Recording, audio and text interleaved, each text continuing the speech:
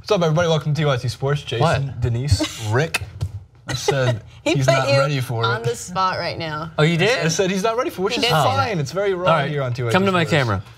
Conor McGregor is reportedly, at least we believe, going to fight Nate Diaz. Now, this is according to his coach, John Kavanagh, the same coach that in the Floyd Mayweather fight, going into the 9th round, said, "Hit him and hold."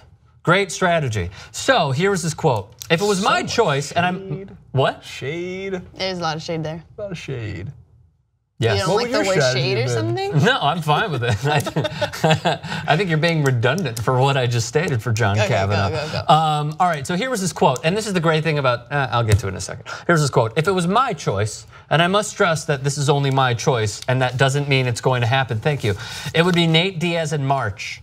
That's what I would push towards. I have in my head that it would be a Paddy's Day card, yada, yada, yada, New York City." So here's what I love, and you guys can tell me if I'm wrong, about MMA media. And Jason and I have talked about this many times, Denise, is that there's such a shortage of stars right now in the UFC that literally if anything is said about Conor McGregor, we're like, oh my God, Conor McGregor. Like everyone has to get on Twitter and everything. So that's exactly what I see in this. There's no truth to this. He's just throwing his hat into the ring. He even said, you know, for the 0.1% chance that I have any, that I could sway him at all to fight, this is when I would have it. So now we're like, oh shit, this may happen. No, it's not gonna happen. It takes two to tango, and it also takes Nate Diaz to agree to this because he has been holding out for, what is it, 2 years now? Yeah, It was in 2015? it's been a minute. Yeah, so he's been holding out for the big payday for Conor McGregor 3. See, I think that this fight is a little unfair, and I'm so glad that you said that.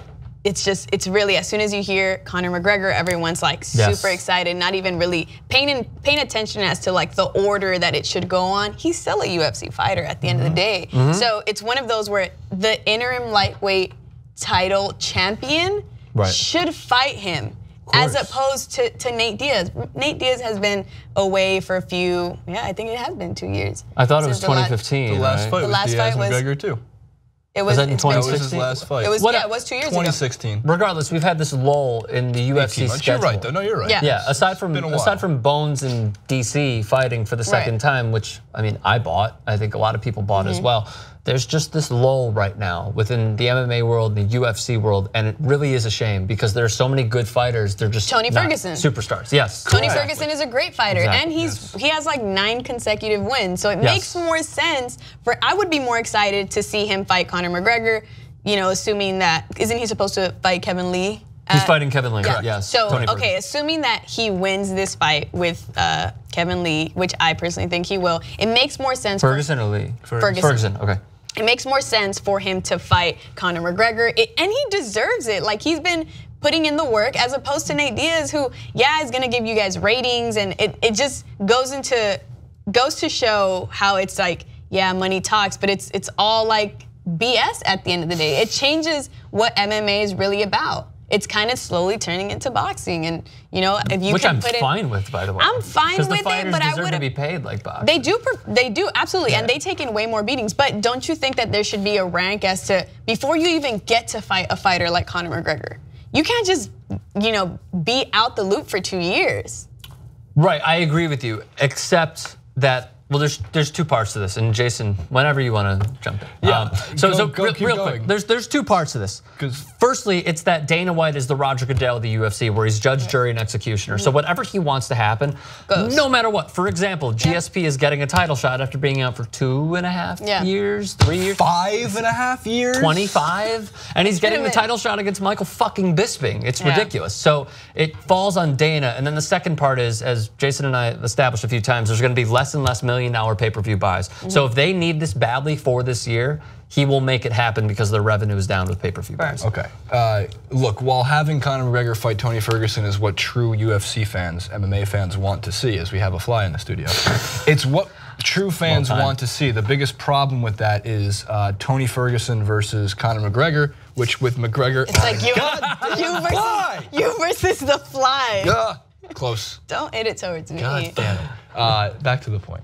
So Tony Ferguson versus Conor McGregor, look, it's a fight that sells not because Tony Ferguson's on the card. And that sounds so disrespectful to Tony Ferguson, who truly is a phenomenal fighter. He's gonna hype up the gate, but the fight, he's a shit talker. Not even close to the amount that Nate Diaz would. I agree, but I'm saying it's not gonna be Ferguson terrible. versus Khabib Nurmagomedov, I thought was going to be one of the most aesthetically pleasing fights to watch because Khabib is insane.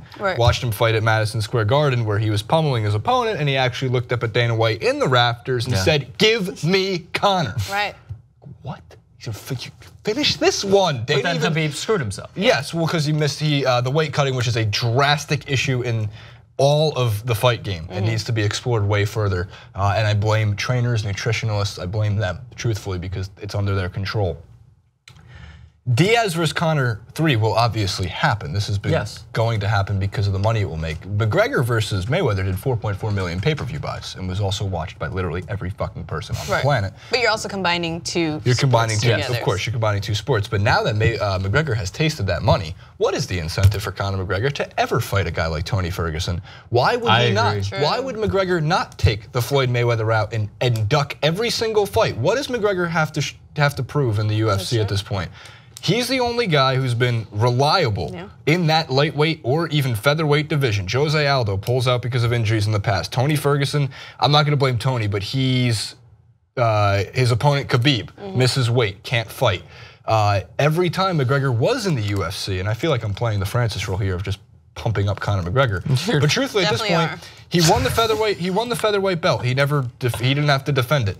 Because fighters who were going to challenge him for it also pulled out. And he was the guy that showed up and said, I will take any fighter on. And you notice, and he was never missed weight, never showed up with any kind of drugs in his body to get suspended for it. We just saw one of the other superstars do that. Then he moves up to lightweight, gets like the immediate shot, clocks Eddie Alvarez at Madison Square Garden in one of the most famous UFC fights in MMA history and UFC history. And now people want him to defend his belt. But you have to incentivize Conor, because the craziest thing that's been said about Conor McGregor is that he wants a stake in the UFC. And to be completely honest, the UFC, the media, the fans, they built Conor into this machine. But what you can't say about him is that he is completely reliable, and if he wants to fight Nate Diaz, the UFC is gonna have to bring a price that they've never touched. I said it has to be roughly, to pay the fighters, you gotta give about Conor 40 million, which is what? More than every UFC card between 150 and 205 combined? Something along those numbers. And you gotta give Nate Diaz about 20, 25 because he's not gonna touch a card, knowing that Conor's the lottery ticket. Do you know how Ariel Helwani even talks about the cards that McGregor could be on? He calls every single fighter underneath that card fighting beneath Conor. They go, that's the lottery ticket. That's what that name has become associated with. So again, I agree with both of you that the fight that Conor should have, he should fight the lightweight division and fight and defend his belt. Tony Ferguson, Khabib, I don't care who it is, have him fight those guys. I think he could beat them. I think there's a chance of loss there too. There's a big chance of loss. I think there's zero way to incentivize Conor McGregor to fight anybody else besides Nate Diaz. And one of the reasons that I think is really funny. And that's the sad part. And that's the sad part because it completely takes the excitement away from the fight. I would hate to fucking pay for this pay-per-view price and watch a pathetic fight just knowing that these guys made mad money, right? And then, you know, as opposed to, okay, they downsize in the money that they're getting and you get a fight like Tony Ferguson. I love watching Tony Ferguson fight. And I feel like he's not making the money he deserves. He's taking a lot of hits and he's showing just how much potential he has and how much deserving he is to be at a Conor McGregor level. But for whatever the reason, he's not at that status yet. And it pisses me off because he can be there and he deserves to talk that shit. Even though he talks more shit than I think he talks more shit than Nate Diaz, just a little bit. Better shit than Nate Diaz? He doesn't, but he talks more shit. Talks more. But that's, by the way, that's a great, but to both your points, it's a great way to build gate for a fight and a great way to promote a fight. Again though, I just think that with Diaz, there's a rubber match there, so that makes sense.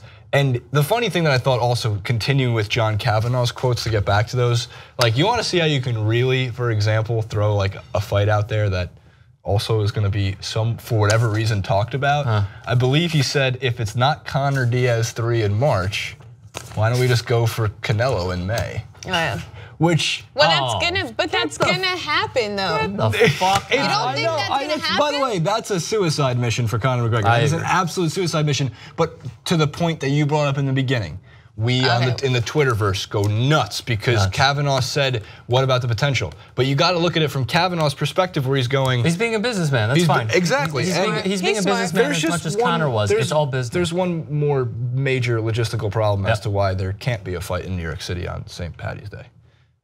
The Knicks and the Nets are at home, and anybody who knows about, which I know for whatever reason a little bit about, what it takes to move a game out of a venue is a contractual nightmare. That's true.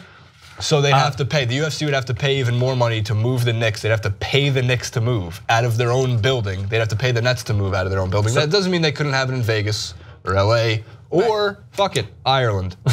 Yeah, I'd be fine with that too. Sell out a soccer stadium. Do we remember that, according to media reports, that Conor McGregor suffered brain damage from his fight with Floyd Mayweather? You're right. Yeah, he did. If you want him to literally die, go up against Canelo Alvarez. Yeah, because there's a check. There's no amount of money that could justify Conor McGregor getting beat inside of 2 rounds. Here is the 7 fights that I have right now that, in no order, could happen. We got to wait and see how some of these play out. However, the 7 that I have off the top of my head, a Paulie Malignaggi boxing or MMA match. It's something people will pay for. It'll get $1 million. And especially the way that they'll hype up the gate with their respective shit talking. Habib, who the hell knows? Tony Ferguson, who the hell knows? Kevin Lee, who the hell knows? Those are wild cards. Nate Diaz, that can take place at any point in time. If Roy Jones Jr. and Bernard Hopkins can fight when they're younger, and then when they're a little bit older and people are still paying for it, they'll still pay for Conor. They're gonna fight again? Conor and Nate, probably. Battle of the broadcasters. Let's see, GSP against Bisping. It depends how GSP does. If he wins, huge moneymaker for the UFC. How much weight does he have to go up? I'm sorry? What do you have to fight at to fight? He's fighting at welterweight against Bisping, so he'd have to come down. Oh, they make him go down to Conor. Yes, and then lastly, if they want it, okay, and if they're really desperate one year, this is down the line, a Jose Aldo rematch could happen. Not that it should, it's that it could if the UFC needs to make easy money. So there's a 7. Yeah, those are great fights. I can't disagree with that. Alrighty, thoughts, where? Comments, of course. Subscribe to TYT Sports.